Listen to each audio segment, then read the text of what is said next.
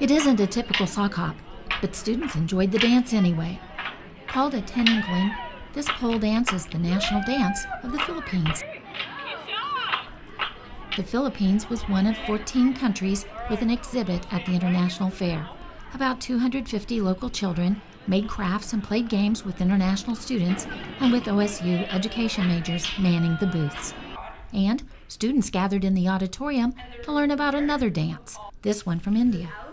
Called a Bharatanatyam, the dance was performed by Kamakshi Vidyanathan, an 8th grader whose father is teaching at OSU.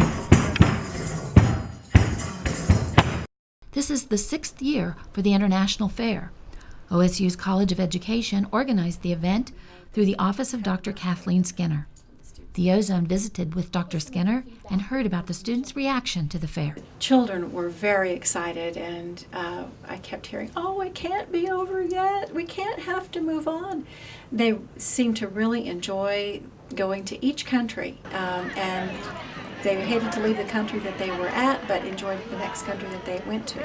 And while they're at the country, they learn about what children of their age do, and then they participate in an activity, either an art or a craft or a game or some sort of activity that children would do. I heard a lot of great comments about India and Iraq. There was tremendous participation from those communities.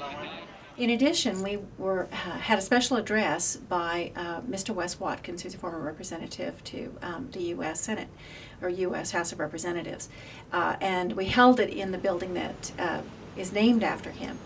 So this was a very special experience for a special treat.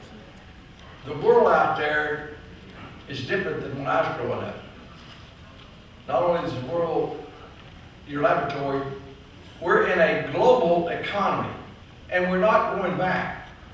So you're going to have to prepare yourself for this global economy, this world economy that we're in.